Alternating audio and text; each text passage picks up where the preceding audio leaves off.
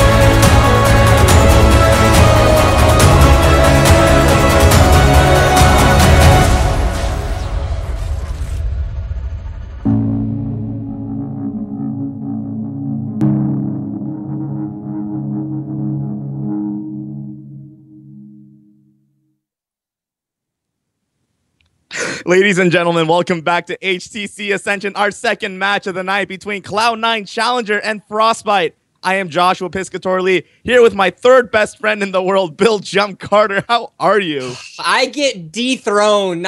I'm not magnificent anymore. I'm not illustrious. I'm just the third best friend that anyone ever had. What's up, guys? Welcome back to HTC Ascension Week 2.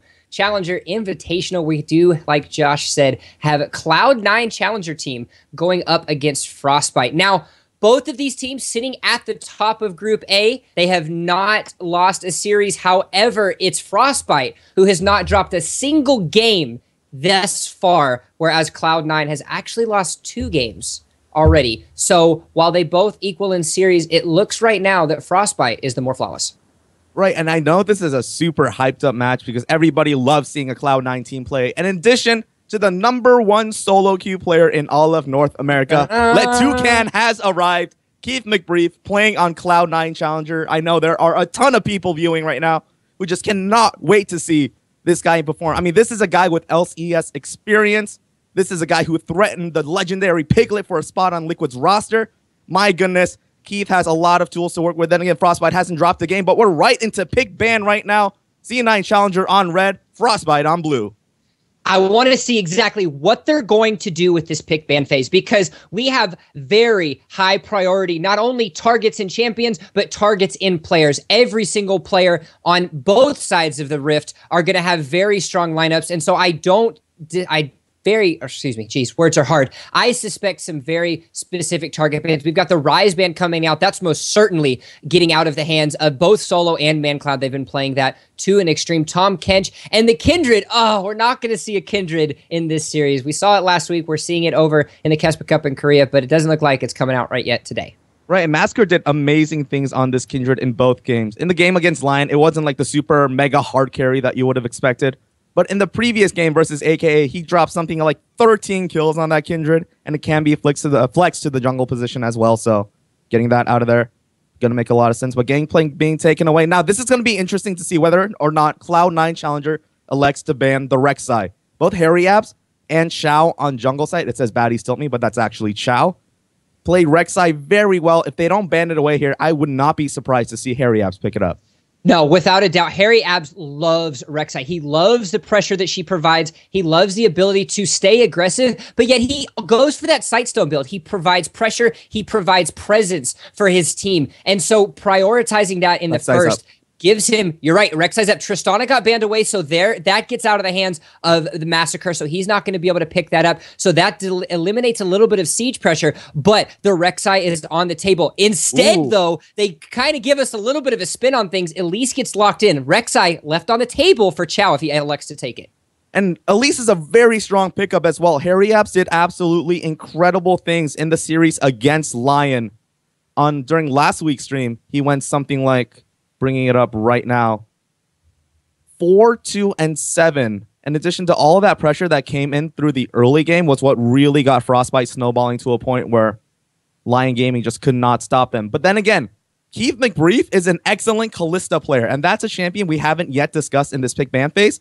They have two champions that they can possibly pick up here. Rek'Sai and Kalista both available. We'll see if they pick it up. Then again, Cloud9 Challenger, they can pretty much work with anything. There's a lot left on the table, actually. Kalista's left on the board, as well as Fiora. We've seen Braum be prioritized in some instances. The Fiora actually gets hovered right now. This is kind of a very interesting opportunity and an interesting ban phase that you see coming out of Frostbite right now, because they banned away a lot of specific champions, but by electing to take someone like an Elise first, that leaves a lot of the quote-unquote OPs available. We're going to see the Fiora and the Rek'Sai, which we were most certainly expecting, get picked up. That's going to get countered. Billy Boss is going to have a Rek'Sai in the top lane, as well as a Braum right here. So Kalista is still falling down. Keith McBrief can pick that up if he wants to, or he can elect to go for something different, like a Jinx, Vayne maybe even, or an Ashe, which we actually saw prove to very serious rewards in the last series that we had earlier today. This makes a lot of sense, Kalista being picked up, especially after we saw the Tristana ban come out third rotation. But Billy, going back to this Renekton pick, he picked Renekton both times in his games against Lion. They kind of baited the Fiora pick out of the opposing top laner. He went a combined 7, 1, and 8. 69% kill participation in the first game against Lion. This is a champion that when he and Harry Abs hold hands in the top lane, they hold hands, Red Rover, we're just going to roll the opposing top lane right over. So Solo going to have his work cut out for him. But 5 seconds left on the clock. That should be a Kalista Alistar bot lane. Engage 4 days. Kalista Morgana, ganked by Champ Select. I was right. I got it. Nope, sorry. Sorry about your luck, Chuck, but that's not going to happen. Kalistar, we're actually seeing rise a lot overseas in the Korean scene. They're really liking that extra engage that they can apply. But the Morgana pick is just as strong as well. Now, we don't want to talk too much about it potentially going as a support, because there is the option that this does go mid lane. Morgana mid counters a lot of these heavy AP mid laners. She's able to push herself very early with that pool, as well as create a lot of pressure that way. But that doesn't necessarily mean that this couldn't also go into, excuse me, the support role. The Winter and Keith McBrief, they haven't been playing with each other for very long. Their manager actually said that the series that they played was actually one of the first games that they had played together. So they haven't had an immense amount of time to establish this bot lane synergy that you see from a lot of teams. But my God, my jolly, my G, we're just going to have a Xerath pop up. We haven't seen one of those in a while. I was going, whoa, at the Twitch pickup. That's somebody we haven't seen in a longer while. So going back to Xerath, this is something that we're not super surprised to see. In the current meta, yes, maybe. But Wolf excels on these types of champions who can kind of sit back in our pre-caster meeting where we're talking about this Wolf guy. He just likes to stand back and poke people with the long stick. And how perfect is that to have a Twitch come in and do the cleanup work? I just picture all of the daunting animations that a Xerath can pick up of just throwing this laser out. I just pick Xerath with just an insanely long stick going like, here, Hugh, I'm not poking you. I'm going to poke you. But back to the Twitch. The Massacre 8 actually plays a decent amount of Twitch. It's not something that you would expect, but if you look at the composition that they have, and you see what they are doing, there's actually a lot of peel and a lot of zone that they can control. You've got an immense amount of frontline with the Renekton. You've got the zoning potential that Hakuho can provide with that Braum, which Hakuho is a phenomenal support player. He did not die in his series versus Lion Gaming. So going flawless while maintaining a high kill participation is very strong. So a good job by him to be able to do it. And they have all of the tools to sit back, to do things. And once you progress into the mid game, and Massacre is able to secure the most basic of Twitch items in the Blade of the Ruin King and Ghostblade, he can kind of go on a roam fest with Harry Abs, try to get some pickoffs and try to get some damage. Yeah, then again, on the other side, we were talking about in our meeting prior to this game how ManCloud is somebody who likes to play those champions that can get aggressive and play that assassin role. And what better than a Kassadin to kind of fill that space? A good AP matchup in the mid lane. He's going to have that shield and the reduced magic damage received through his passive. In addition, later on in the game, this guy, he got the slightest bit of buffs, but every time we see Kassadin slightly tweaked for the better, we see this purple dude come rushing right back, even Lulu getting excited. But this mid lane matchup, we talked about how jungle pressure is probably going to be key. Harry Abs and Xiao both super aggressive in the early game. So Wolf and ManCloud, this is going to be an explosive lane matchup. I agree. And Chow is going to have to make a decision when he gets to the early game. He's going to have to decide which lane he wants to focus because all the lanes have a big snowball potential. All the lanes have the ability to really propel themselves forward when they get foring. But the same goes for the side of Frostbite right here. If Harry Abs is able to get this Twitch rolling, scary, scary things can happen. Both sides have a lot of decisions to make. Both sides have a lot of opportunity that they can capitalize upon. And it's really going to come to the jungle pressure that both Chow and Harry Abs decide to do in the early game. All right, welcome to the jungle, ladies and gentlemen. Can Harry Abs bring on the pressure for Frostbite to get this Twitch rolling to a point where this rat is super scary? Or will the meme lord himself, Keith McBrief, get snowballing early on this Kalista with the help of Chow on that Rex side? You are watching HTC Ascension, Frostbite versus Cloud9 Challenger. First game in the best of 3 series. Don't go anywhere. Tweet at HTC Esports on Twitter to let us know what you're thinking about the match. Use the hashtag HTC Ascension. Jump, have I plugged yet? I think we have. Plug once, plug twice. Everybody's happy. It's going to be good. Don't forget, AlphaDraft replays, guys. Top 5. Things are going to be going down. We're getting into the spectator delay pretty soon. Might be having some fun in the near future. It's going to be absolutely fun. When we come back, game 1, don't go anywhere. We'll see you on the Rift.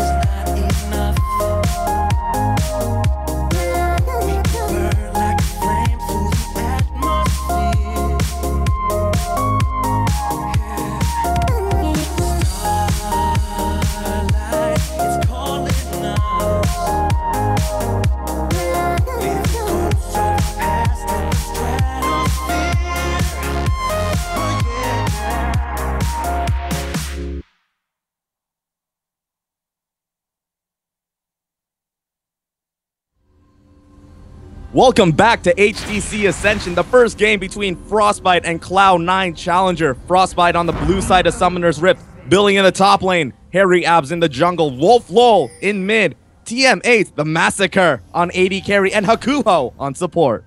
And for the side of Cloud9 Challenger, newly formed but ready to rock and roll, we've got the Solo King, C9 Solo in the top lane. Baddies Tilt Me, or better known as Chow Challenger, aka in the jungle. Elusive Man Cloud, the one, the only in the mid lane.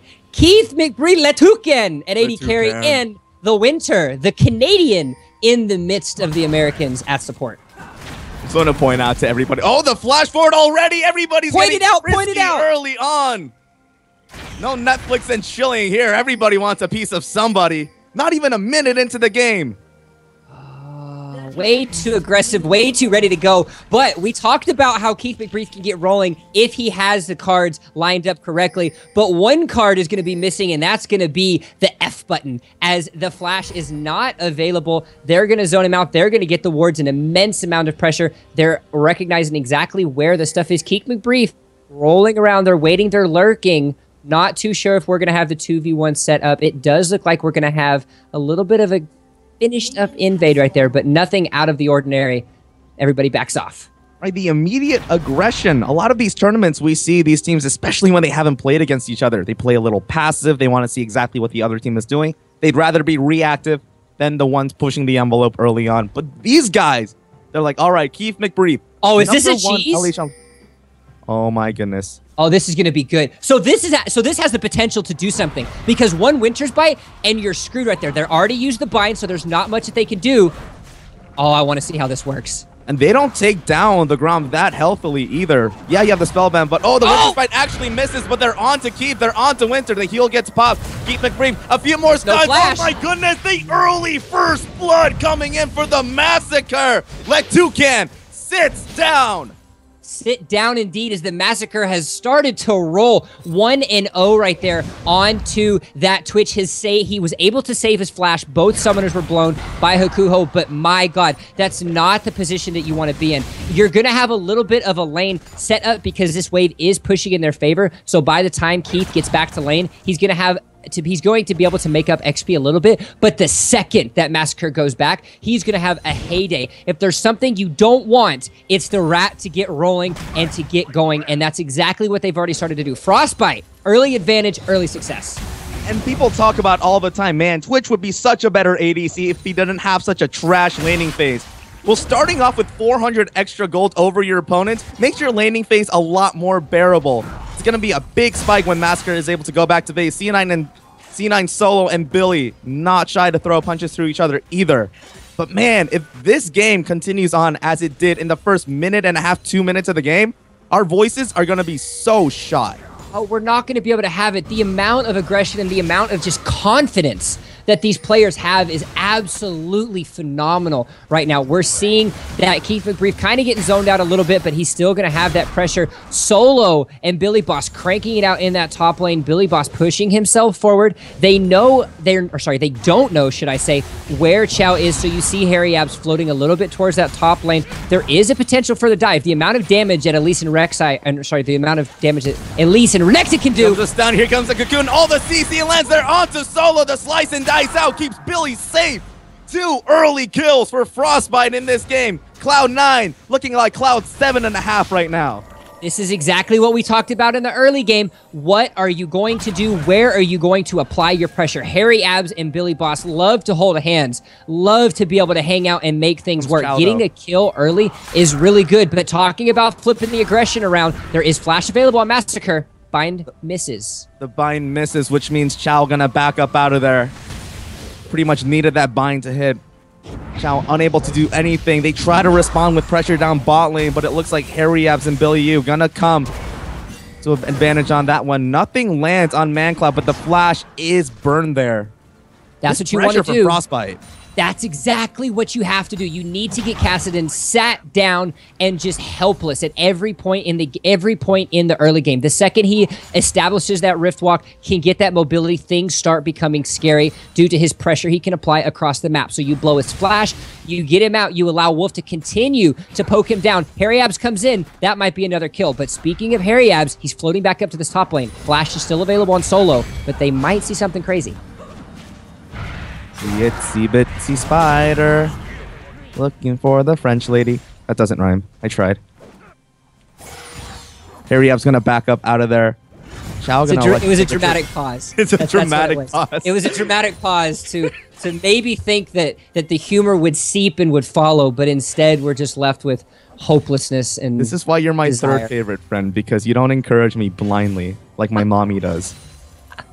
Blind encouragement might be necessary. It might be actually vital to anything that Cloud9 is wanting to do. Just look at what these small advantages that Frostbite has been able to do. When we saw them last week, there were points in the game where they didn't look as synergized as what you would expect from a high-level team. They kind of have a little bit of issue, and that's due to the fact that there's a lot. It's all of these solo queue players that are saying, hey, let's get together, let's make a team. But this week, complete turnaround and just a phenomenal job to roll everything. They're up there, but here comes the gank.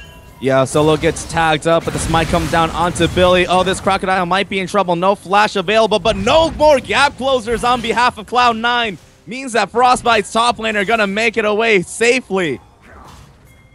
This is why Billy Boss is regarded as one of the better top laners in this tournament. It's his patience and his understanding of ability power. He was able to successfully get away due to a phenomenal slice and dice right there. Gets away successfully, is able to do everything accordingly. And look, here you have Harry Abs. He comes back up. He knows that the flash is down on Billy Boss. So what's he going to do? He's going to come about. He's going to zone out Chow and say, no, that's my top laner. Back off. This is something we've seen in the previous games, all of them that Frostbite have played. This aggression on behalf of Harry Habs and Billy Boss in the top lane. It's equating to a 13 CS lead in addition to the assist on the Renekton. Billy knows how to play this matchup against Fiora so well. And if Solo and the rest of Cloud9 don't do something to quell that, things could get really bad for C9. Things could get bad indeed. We're starting to see this little gold slowly turn bigger and bigger into an advantage. It's fairly even across the board in CS. Yeah, there's a little bit of headway that you see from Billy Boss, but it's not too much to be regarded as over the top. But they're just able to just slowly push this here, slowly push this here. We're seeing a lot slower of a lane phase than we saw in the first series today and in the entire series last night. But oh my gosh, we might... Man, Cloud, oh, here comes Chow just in time. The right of the Arcane. The third proc doesn't manage to finish. Oh, the Arcano pulls! Snipes him from a mile away. Billy, however, getting tagged up by the Grand Challenge in the top lane. Solo trying to solo this top lane Renekton, but it's not going to go through. Frostbite 3-0 in the early 8 minutes of the game. Flash ability right there by Wolf. Such a good job to recognize the range of his, and that was Chow doing exactly what Chow needed to do. But surprise onto Keith. They're onto Keith. 2 stacks of the concussive blows on. Massacre gets exhausted to try and slow him down just a little bit, but it looks like Wolf in the mid lane manages to take down the tower in the midst of all of that. And look at Solo, yet again forced under his own tower, down about 9 CS at this moment. This top lane getting so painful. We're not used to seeing the jungle pressure being focused towards Wolf. He's such a safe, such a conservative player in the early game that Harry Abs generally focuses his attention elsewhere. But the one time that he decides to do so, Chow is there perfectly. But due to the immense amount of poking prowess that Wolf has been able to pull out, that's his MO. That's what he does. He's done it perfectly, has thrown ManCloud on the back foot, and then not only did that, but did a beautiful flash play right there to pick up the kill. And while that was going on, the rest of the team just took that momentum off the shoulders of Wolf and roamed it through. Billy Boss creating pressure in the top lane. You saw a little bit of an all-in right there into the bot lane. This is Frostbite firing on all cylinders. They haven't even left the lane phase yet. I'm really scared to see what kind of things they're going to do after this lane phase ends and they start getting into these bigger team fights. Right, because we talked about their win condition of use Wolf to poke, and then all of a sudden you have Massacre flanking on Twitch. Billy jumps in with a slice and dice and stuns people. This team could absolutely melt like ice cream on a hot summer day if Massacre is able to get a good rat-a-tat-tat off. But just about 10 minutes into the game, Frostbite sporting about a 2,500 gold lead, a lot of it in the pocket of Billy Boss in the top lane. Oh, looks like they're going for an all-in here. The Grand Challenge onto Billy. The ultimates have been popped by both. They're both slashing and dashing, but meanwhile in the bot lane, Keith getting so low. This could be the second death of his game, and there it is. The rat-a-tat-tat onto Winter, but this Morgana should make it out alive. Billy onto Solo. Solo getting pretty low on mana, and Harry Abs comes in for the assist. The repel down, the Venomous Bite, and Harry Abs takes down Solo. 5 early kills for Frostbite in the first 10 minutes. Cloud9 Challenger, what can you do? The Toucan has left the building for the next few seconds, and Goodbye. Solo decided to follow in suit. My God, again, taking every little piece and just pushing Cloud9 to the limit. They're up almost 4K gold, but here we go, some kind of impressive. The flash knockup. Wolf trying to desperately escape under tower, but it looks like Cloud9 Challenger stops the bleeding just a little bit. Gets gold onto the jungler, however. I know ManCloud would have loved a piece of that. Indeed, but not being able to get that kill, that's actually really big. Yes, it's really great if you can get some early gold into the hands of the jungler, but as a Kassadin, you have to do your best to try to get ahead, to try to get yourself some kind of item. So getting that kill out, not necessarily what you wanted, but you're right, a little bit of fresh air gets blown into the lungs of Cloud9 right here. They're going to sit back, they're going to have to recoup and relax because they can't continue these constant 2v2 fights, because while they do scale up, they're so far behind right now in every single lane that it's going to be a while before that really gets maximized. They need to start trying to find a way to utilize these teleports. There isn't one available on solo, but ManCloud has it ready to rock and roll. They might be able to pull something out of it if they do it right. Yeah, but credit where credit is due. ManCloud actually manages to stay ahead in CS of Wolf. And that mid lane tower went down somewhere around the 7-minute mark. So being able to do that on a Kassadin against a Xerath definitely speaks to how strong ManCloud is in the mid lane. Looking across the other sides of the match, CS Lee stayed relatively even until we get to this top lane where Solo is down about 10. But these guys just will not stop fighting like bickering siblings in elementary school. Bickering siblings and elementary school rivals. They just always want to yell. They always want to scream. But that just ends up being what it is. They're going to yell, they're going to scream, nobody's going to engage. You're going to have a little bit of titter-tatter back and forth in the top lane, but all in all, it looks like titter-tatter. It's not like I've never heard of that before. It's not as oppressive and not as aggressive as a rat-a-tat-tat. It's just a titter-tatter. It wants to evolve into a rat-a-tat-tat, but it's just not quite there yet. There's not enough experience points. Well, Harryap's continuing this aggression. This aggression. I don't know what I just said. This time looking bot side, we could have a 4v2 happening shortly bot, but Keith and Winter both realizing, you know what, this smells pretty bad. We're going to get right up out of here. Sola, however, pushing that aggression top lane, knowing that the jungler is down bot, but here comes the teleport. ManCloud comes in from the side. Baddies cannot flash, knock up, no flash available on the rec side. So, teleport used by ManCloud, and the bot lane tower on behalf of Cloud9 Challenger goes down at the hands of the Massacre, and that extends Frostbite's tower lead to 2-0. Frostbite will gladly take that trade. It looks like Billy Boss is actually going to successfully defend this tower right here. Not only does he defend his tower, not only does he just pry that much extra gold out of the hands from Cloud9, but the tower goes down in favor of Frostbite in the bot, and they secure the dragon as well. Uncontested dragon. This is what happens when you know exactly where all the members are across the map. They knew exactly where Chow was, but here comes the engage. Flash for flash so far. Winter gets tagged up by every form of CS that Frostbite has, but oh, the Massacre manages to get it. I think it was the expunge, but this rat's poison is proving to be too much. Meanwhile, Billy and Solo in the top lane going at it yet again, but no kill, gonna get traded there. My goodness, this pressure that Frostbite is able to apply on Cloud9, it's becoming smothering. Smothering is the best way to do it. Smothered, stirred, shaken, and just demolished.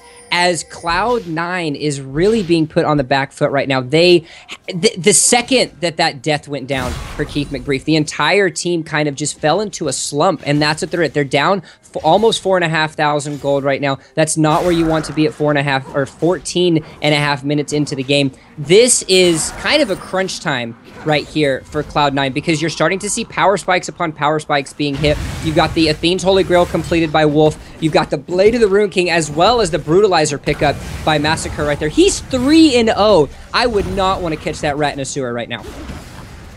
Right, a Borg on top of a Bruta. Meanwhile, Keith's still trying to find the pieces to put together his own Blade of the Rune King. Solo finally finishes out that Black Cleaver in the top lane, but it's not going to be before Billy Bot just knocks this top lane tower down. Third tower taken by Frostbite, while Cloud9 Challenger has absolutely 0 to their name. And look at them, they're just finding refuge under the mid tower. They're just shoved in right now. And now look at what you see coming out of Frostbite. They have all of the outer ring completed. So what do? They've got 2 sight stones. They roam up to the top side of the jungle and they throw down wards. This is something that is going to be leaps and bounds as we progress into the mid game. What do you need to do when you are this far ahead? You have to continue to push the advantage. The best way of being aggressive is always going forward, always pushing into the enemy. And that's exactly what they're doing with this aggressive style of warding. Not only do they have that, but they've got the pink wards, they've got the sweepers, they're clearing out the vision. They're making sure that every move that Cloud9 makes, they're going to be in the wayward, waiting, seeking, and trying to destroy. All right, forcing this defensive 3 sweeper build out of Cloud9 Challenger here. Like you said, the aggression and not just placing downwards, but look at this, placing pinks this deep in the most I mean, that ping's going to go down, but they're valuing the little time that they can get to get this vision denial. This mid lane, tier 2, getting so low. Xiao looking for something, gets tagged up by a lot of damage, and that's the black shield use. Not going to be up for another 15 seconds or so. Frostbite might be looking for an opening. We see Billy around the bot lane, trying to keep that pressure onto ManCloud. No TPs available on ManCloud. Solo does have it, clearing that top lane, so he can teleport in if the situation demands it. Indeed, there's a little bit of a window for Frostbite if they want to try to get fancy across the map, as only 1 of 2 teleports are available. This is, again, a very pivotal moment for them. And just as we talk about that, here comes the aggression. Maybe overcommitting just a little bit, gets tagged out by the Dark Bunny, but up goes a repel. Keith McBride zoned out by the Braum ultimate, and everybody onto Xiao, the right of the Arcane, but Massacre actually goes on a rampage. Winter survives with just a sliver of health. Winter is not coming for Frostbite right now. 7-1, picks up another 1-for-0, and eyes are on this mid-tier 2. They're going to get it, they're going to got it, and they're just going to run away. What did we talk about in the Champ Select? Don't get the Twitch ahead. Don't allow him to push him in a position where he can get picks and he can strong arm his team. Too late is indeed, too little too late is what Cloud9 is thinking right now. 4-0 for this Twitch. This is a very scary. Look at this. He's stealthing, and look at the damage he can crank out. Oh, surprise, says the Twitch. ManCloud, however, manages to Rift Walk and flash out of their big summoner cooldown being used by Cloud9 Challengers mid laner. With Dragon coming up in just about a minute 40, he's going to regret having to use that. Indeed, that's one less tool of mobility that ManCloud is going to have. He does have about a half-stacked Rod of Ages, so he's going to provide a little bit of extra damage, but he needs to be able to crank out these items. And there's nothing that he can really do about it. Look at the lanes of Frostbite right now. They're pushing themselves up into the mid. They are going to have that extra pressure in the mid lane now that the tier 2 has gone down. Both the top and the AD carry, Solo and Keith, doing their best to try to farm themselves up to get themselves item. It looks like Keith is going to be able to successfully go back by the Blade of the Rune King as well as the Berserker Grease. So he's going to have a little bit of a damage spike, but there's a lot of options on the table for Frostbite. They've got Dragon spawning in less than a minute. You talk a lot about the power spikes. We haven't really touched upon the Billy Boss power spike, Titanic Hydra on this Renekton. Why not? Build more damage on more damage. I can build health later. It'll work out. But this is something Frostbite loves to do. They like to snowball their leads. They like to commit to the power spikes that they have. Because as we discussed before, there's kind of a time limit. Sure, Twitch scales monstrously, but the combined scaling of somebody like a Fiora, a Kassadin, and a Callista on the opposing team, something you don't really want to mess with. Billy Boss is only going to be useful for so much longer, and right now it looks like Solo trying to shut him down from snowballing any further. Last crack with the Grand Challenge, gets the healing off, but unable to kill Billy there. Oh, Chao's coming around for the dive. Not sure if he's going to fully commit to this, though. Coming around the outside now. Here he comes. Billy. Flash is available, but looking to just commit to Solo altogether. Here goes Billy. Solo actually manages to pick up a kill there. Frostbite, little bit of a misstep. Little bit of a misstep, but look what other members are doing. That's going to be an advantage. 4v3. There's no kind of wave clear. The pool is not being maxed, so they're not going to have that kind of wave clear. So they're just going to hack away at this turret. It's now halfway down. They're going to disengage. They're going to go straight for the dragon. There's no tunnels on the bot side of the map. There's no tunnels pretty much anywhere near them. So that's going to be another dragon number 2 in favor of Frostbite. A little bit of a consolation prize at the top turret, but Frostbite coming away with another advantage. Right, they did give a kill there, but the fact that they were able to get that bot lane tier 2 down to about half health and pick up the second dragon of the game at the 20-minute mark. Frostbite, their feet are glued to the gas pedal right now. It looks like Massacre still looking for something, wants ManCloud sitting on a ward the entire time. The Winter's Bite does land, but the ambush not going to be popped onto ManCloud. So the pings come down, everybody focusing this bot lane on behalf of Cloud9 Challenger. They don't want to give up any more towers than they absolutely have to. Already lost 4 at this point in the game. They have to stop this bleeding. And you look at the last 10 seconds of that right before TM8 as well as Akuho decided to disengage right there. Every member was away from that tower. So what were they forced to do? React. They were forced to adhere to the pain that Massacre and Hakuho were trying to inflict onto that turret. And it's this reactive kind of strategy that they're employing right now that is getting them further and further behind. When you have this kind of team, you can't be super reactive. You have to try to apply some kind of pressure, some kind of advantage, and they're not doing it. The Massacre and every other member of Frostbite is out pressuring them. With this being said, though, we're starting to see a little bit of a power spike come out. Ooh, it's just a little dance here. It looks like Morgana's going to be the one taking away the King Crab takeaway. But still, just so many advantages right now in favor of Frostbite.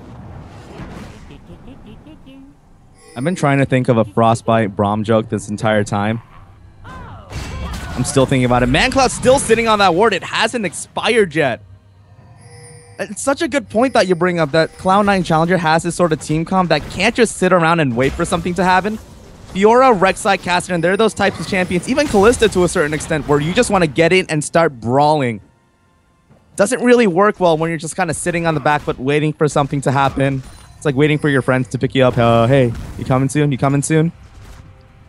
It's the moment where you're just sitting on the couch, you've got your glasses on, you got your party shirt, you're ready to go, but no one's called, no one's rang the doorbell, you're just sitting and you're eternally waiting, and that's what's happening right now. The struggles that they face, they can't even walk into their own jungle. Cloud9, not only have they taken the blue buff away, going over into the hands of Wolf, but just everything that they're doing is just finding a struggle. Billiou is just by himself, just building upon that gold lead, building upon that CS lead, and the poke from Wolflaw as well as the siege from the other members is what they're really trying to do to get this going forward.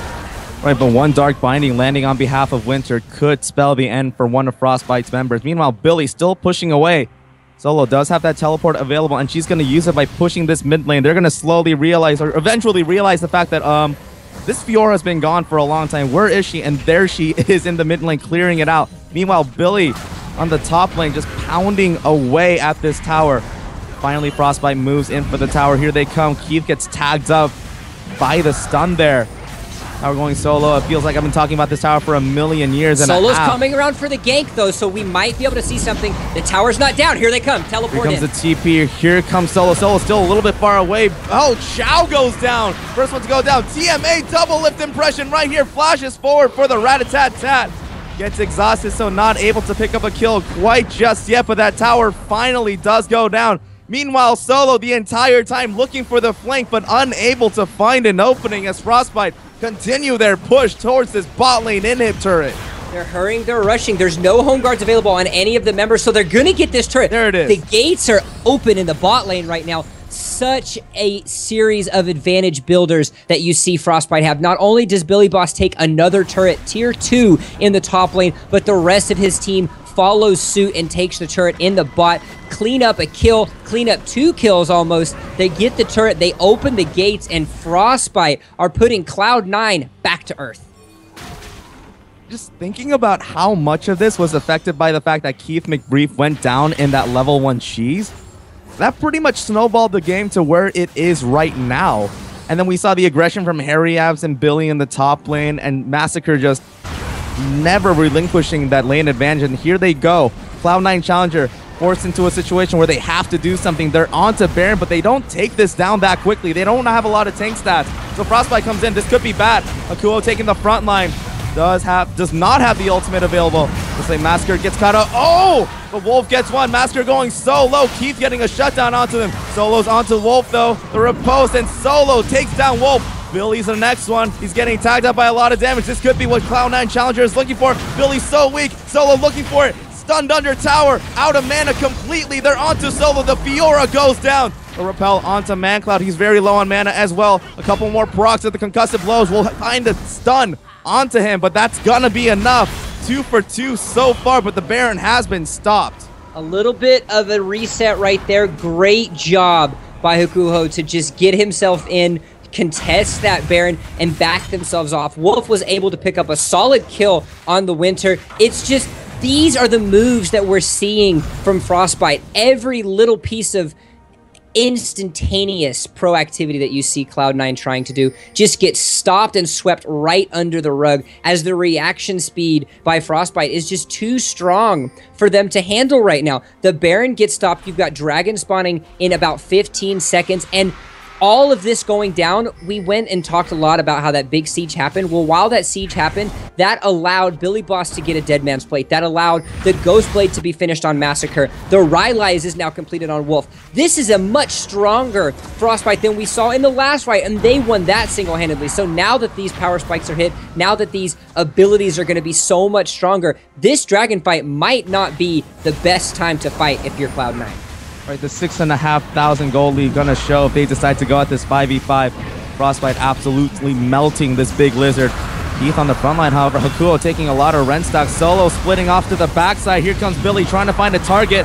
Shao getting stunned up there. This Rek'Sai in the middle of all of them gonna go down. There's one, there's two. My goodness, 2 for 2 so far. Keeps dipping and diving, trying to get targets down, but the Rylai slow coming out from Wolf too much. Oh, gets sniped! The Right of the Arcane finds a true target. 4 for 2 so far in favor of Frostbite, and they're not done yet. Solo in the middle of them. Where can you run? You're all by yourself. You get stunned, and that's the ace coming in for Frostbite. The world at their feet. There's nothing that could have gone better for Cloud9 at the beginning of that fight. They CC locked Massacre, they shut him down early, but then they underestimated the value and the damage that Wolf was able to crank out. We talked a lot, not only in the early game, not only the pick ban, but every moment of the game about how astounding that Wolf is at this poke game. Sitting back, staying patient, throwing off the damage where he can get it. That's exactly what happened. The slow and the utility that Rylai's creates when you have that. It allowed him to just push himself forward, zone the team out. Billy Boss is a monster. You talk about a frontline tank. He's a frontline damage dealer. 2, 1, and 5, putting the carry pants on this Crocodile. And my God, just an unbelievable turnaround. Another dragon for them. Baron is on the sights. Frostbite doing their best to ice over Cloud9. I like that one. Aha, it worked. I found it like somehow. But I wonder if this is going to draw a Renekton ban in the second game. This is a best-of-3 series, so Cloud9 Challenger not quite out of the game just yet. This is Billy's 3rd game in a row in the HTC Ascension tournament on Renekton. After a certain point, I guess you kind of have to realize, this guy's really good at Renekton. Should we take him away? He's pretty good. He's pretty good. You're right. That's something that they have to consider. That's something that they have to think about. Ow. Now that he was able to go, ow, yeah, it hurts. Guys, I'm only a spider, the dragon. It just, this huge dragon, Rashan, it hurts too much. It hurts too much. But no, you're right. The Renekton ban might be something that they have to consider because not only is he 2-0 and 2-1 and 5, but look at what he's building. He's building true Juggernaut style. Titanic Hydra, Dead Man's Plate, Sterix Gauge, all of the items that just say, I'm going to be sitting on your face and I'm going to be hacking away. I might not have an axe this time, but I have a life board that, you know what, hurts a lot. He's just doing so much damage. He's applying so much pressure. 10,000 gold for him and the rest of his team. There is just so much that they can do, and there's so little that Cloud9 is doing to combat it. At least Chow managed to get that big raptor. Oh, Billy looking for the dive there. Comes to Hugo. Oh, the 4-man ultimate. Can they cash in on this? Frostbite going absolutely bananas on all the exposed members of Cloud9. ManCloud on the run. He goes down. Winter solo as well. That's 2 down on behalf of Cloud9 Challenger so far, while the rest of them turn tail and run towards their base. Billy's down, but the rest of Frostbite still looking to get a push on. The wave is in mid lane, still waiting for it. Can Cloud9 Challenger fend this off? They might not be able to. They're looking at it. None of them bought home guards, so they're not going to get really back into it. You've got so much damage coming out from Massacre. They're going to be forced to maneuver themselves around. 4-second death timer on Keith McBreath. 15 seconds left on ManCloud. They might be able to secure this inhibitor. They do. They're going to try to disengage away. They've got a lot of poke. They've got a lot of ability to do so. The Rylai's, but it looks like Chow wants to come in. Out. Cloud9 desperately trying to cash in. Wolf going solo. Flashes out. Hakuo in the middle of all of them now. Here comes Massacre getting free damage off on the backside. Nobody's looking at him. He gets solo. Here comes the teleport into the middle of all of them, but Billy actually going to cancel that. My goodness. Don't let a Twitch sit like that. Kill him.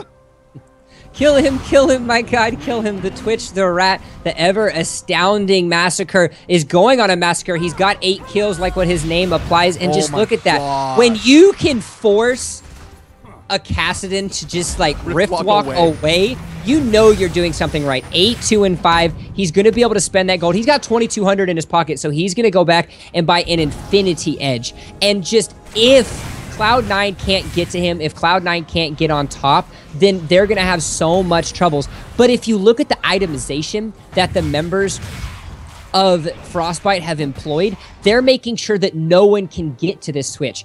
A second item Rylai's by Wolf, a beautiful frontline damage by Billy Boss. You even have a Rylai's onto Harryab, so he's gonna help peel and slow them down for this rat. This is just so much damage and so much calculated itemization by Frostbite. They're doing things well, they're doing things great. Now they're looking for the Baron Nashor.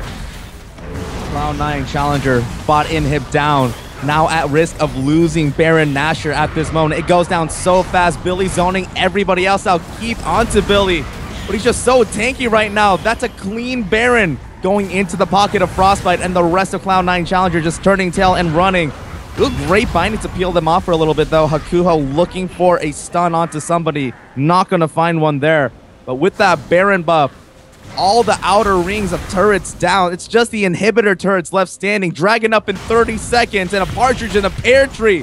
Frostbite, such a strong showing in game 1 so far. Oh, don't start with the Christmas references. We still have November to get through. I want Turkey Day first. I want Turkey Day indeed. The Baron, though, is going to be providing the pressure. They're cranking away at the inhibitor. They've already got the bot. It looks like the inhibitor is going to go down. It looks like Cloud9 is just going to give this up. They can't fight right now. There's 13,000 gold in the pockets of Frostbite. They're struggling. Struggle as they may, struggle as they might. They're just going to give it up. They're going to have to disengage. This Twitch is terrifying right now, but here comes Solo anyway. This might be their last stand. Akuo doing a great job keeping Solo up. They're going solo. They can't finish anybody off. Harry Epps takes down one. Masker going on another killing spree as the Rite of the Arcane comes along from the backside. There goes the second inhibitor. They have Baron minions at the door. Super minions all over the place, and 2 members of Cloud9 Challenger are down and just sitting in the turret. By the looks of them spamming emotes, it looks like they're going to give this one up. That's going to be the game at the 32nd minute.